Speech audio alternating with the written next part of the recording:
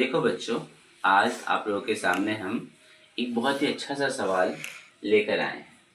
इसको ध्यान से देखिए, आप लोगों के लिए बहुत इम्पोर्टेंट है। हम बताते हैं। देखिए,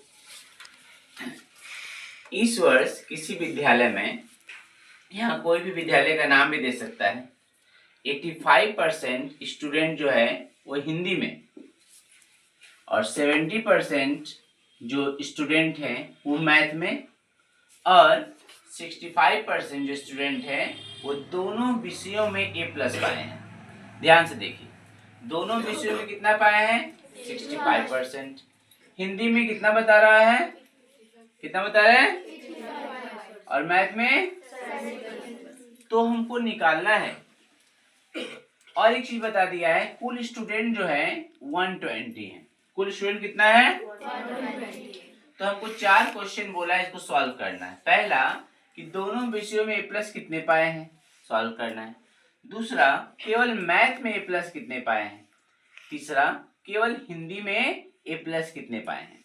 और ये तीनों निकालने के बाद बोल रहा है दोनों विषयों में A+ नहीं पाने वाले छात्र कौन से हैं। A+ नहीं पाने वाले छात्र कौन से हैं।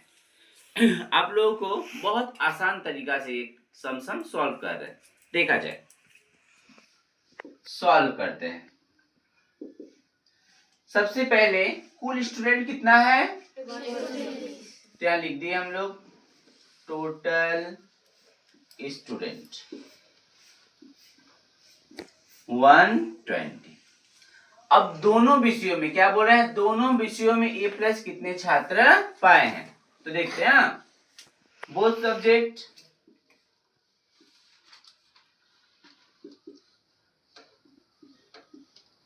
में A+।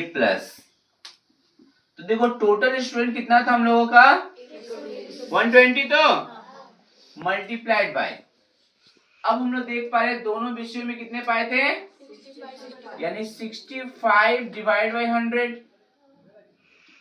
ओके, तो देखो 0 से 0, 5 से ये 2 बार में जाएगा, 5 से ये 13 बार में जाएगा। ओके, 2 से 12 जाएगा 6 बार में, यानी 13 6 78।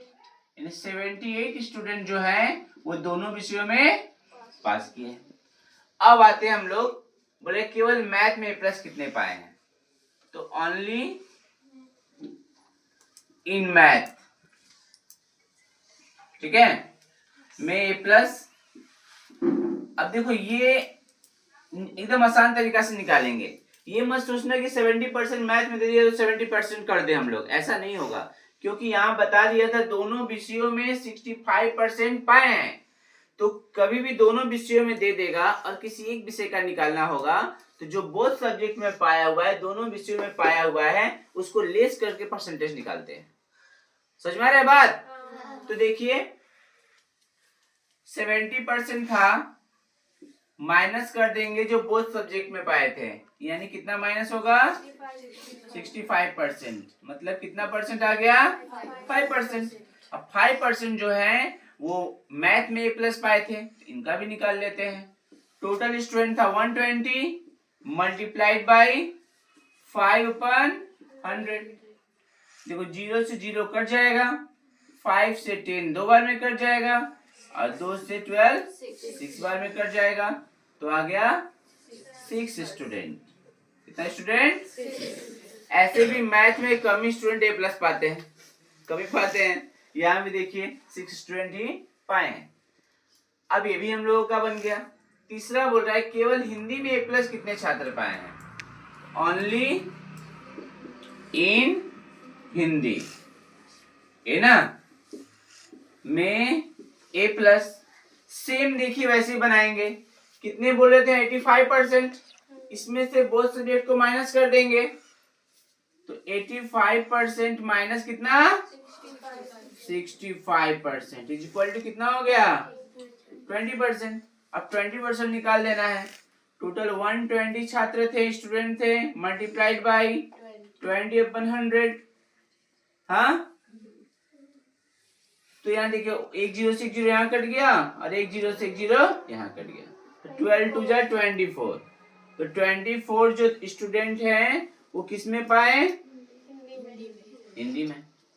इसके बाद लास्ट क्वेश्चन पूछा है, दोनों विषयों में A+ नहीं पाने वाले छात्र, दोनों विषयों में A+ नहीं पाने वाले छात्र। तो हम लोग देख पा रहे हैं, क्या क्या देख पा रहे हैं, देखो दोनों विषयों में जो A+ पाए थे वो कितने परसेंट थे? 65% थे ना। मैथ में जो पाए वो कितना थे? 5%। और हिंदी में जो पाए थे वो कितना थे? 20%। इन सबको प्लस करोगे तो कितना आ रहा है? 90%। तो 90% जो है ये दोनों विषयों में मिलकर पाए हैं, मैथ में भी और हिंदी में भी, तीनों मिलाकर कितना पा गए? 90%। जो नहीं पाए वो कितना परसेंट बचा? 10% बचा। तो देखो दोनों विषयों में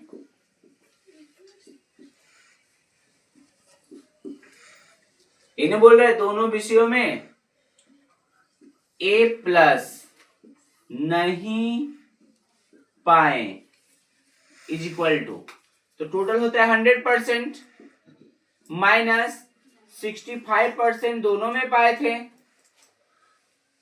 प्लस 5% मैथ में पाए थे तो प्लस 10% किस में पाए थे? 10%, सॉरी 20%, तो 20% पाए थे दोनों हिंदी में। अब इसको हम लोग घटा देते हैं, 100% minus 65, 5 and 20, 90% is equal to कितना आया? 10%। ये 10% जो है वो किसी भी सब्जेक्ट में A+ नहीं पाए थे। यहां पर बना के दिखा दे रहे हैं, ठीक है। तो दोनों विषयों में नहीं पाए ना, दोनों विषयों में A+ नहीं पाए बराबर टोटल था 120 मल्टीप्लाइड बाई दोनों विषयों में कितना नहीं पाए? 10%। 10/100, 1 0 से 1 0 यहाँ कट गया, 1 0 से 1 0 यहाँ कट गया, कितना आया? 12। यानी 12 स्टूडेंट जो है A+ नहीं पाए। समझ में आया? तो आया समझ में?